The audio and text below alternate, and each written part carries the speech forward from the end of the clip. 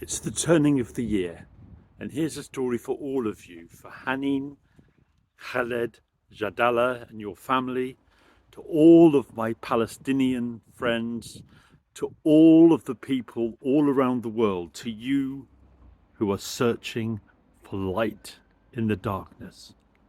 Come in. It's the last day of December 2024. I'm calling for light in the darkness.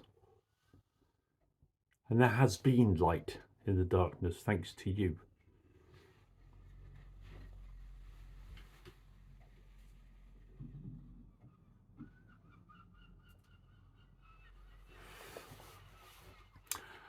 So in this New Year message, I want to tell the story of December, and it's inspired by an invitation from Simona Stambazzi of Simona's Stories, who, as part of her monthly project, invites us to respond to a challenge. And the challenge this month was to respond to her project, Words of Kindness, your Advent calendar, Simona, where many of us around the world told a story to mark the build up to the 25th of December. And I thought I'd talk about light. Even before December started, I finished a course called Sharing Our Stories about personal storytelling.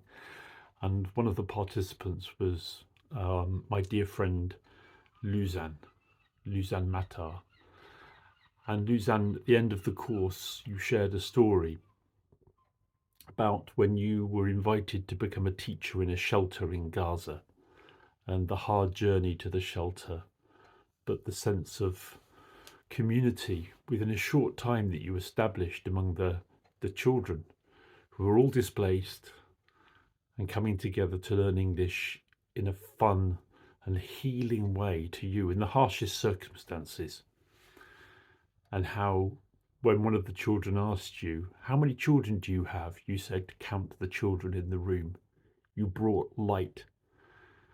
I don't know about in Arabic, but the word Luzanne, the first three letters of your name are Luth, L-U-Z, which in Spanish means light.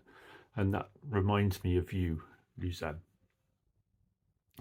And then your project, Simona, started. And one of the first storytellers, Amna Berkey, told the story of Walidad. It's one of my favourite stories about giving, about generosity, about a man who has no thought for himself, a man of humble means, but he gives and brings light and unity to nations adjoined as one. And then my Quest course started at the beginning of, at the very end of November. The first day was in November, but then it went on into December. And Hibba, you joined us from Hebron in Palestine, among many other participants, and your generosity of spirit, your willingness to learn, your smiles.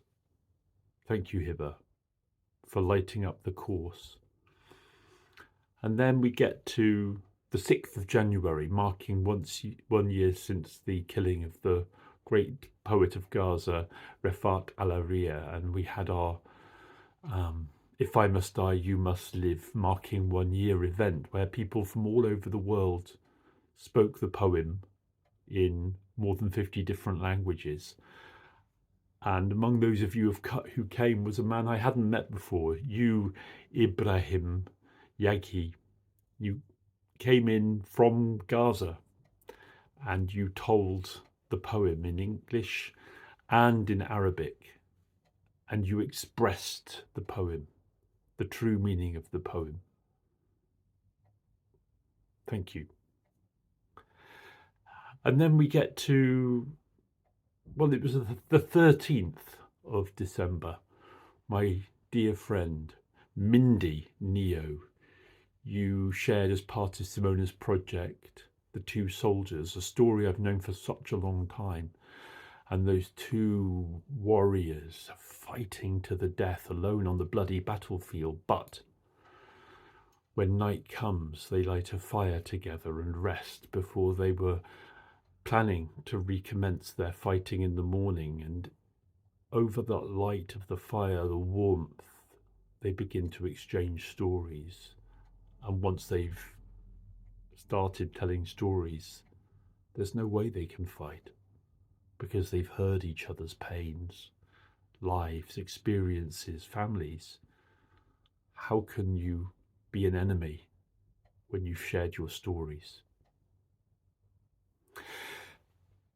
And then the next day, Lamia Tamimi in Hebron, you told the story of Hatim Tai, and you finished with the quote, "No beauty shines brighter than that of a good heart." And how true, and how you exemplify that, Lamia. A story of light pervading this darkness throughout December of this year. And then on the 21st, I was invited to be Santa again with asylum seekers at a hotel here in Exeter, where people from all over the world, families who are waiting to have their asylum claims approved, are living holed up in a very weird environment, but creating a community together and exchanging gifts, and the light in the eyes of the beautiful children who've travelled from so many parts of the world to seek a new life, coming from hardship and still facing hardship, but light and hope. And then the next day, the 22nd, you, Hend Kata from Gaza, now in Germany, told a story I love, the sunlight in the cave, and how it exemplifies what I'm talking about here. When the light goes into the darkness, where is the darkness? There is no such thing when we let the light in. Kokai, Rebecca Robles, told the story of the fireflies, a Kokai story about the firefly, a story from Mayan culture in the south of Mexico, and how, because of its intention, the fly's intention to find what was lost, it shone with pure goodness and lit the way. Sue Piper, you told Free the Bee. And I mentioned Luzanne earlier. Your daughter Mena taught us this story this year.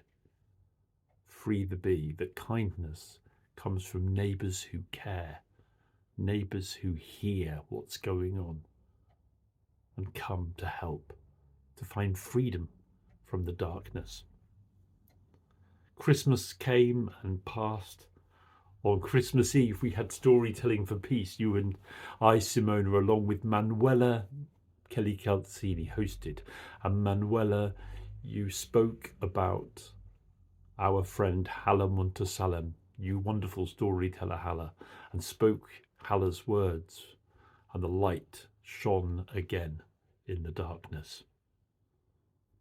On the 26th, I met up with you, Amal Mukaires, and students, girls who are in Gaza and also girls who are from Gaza but now in Egypt, coming together. And together we learned a story of resilience and overcoming adversity. And the light in your eyes, the appreciation for knowing that people around the world are listening and sharing your stories.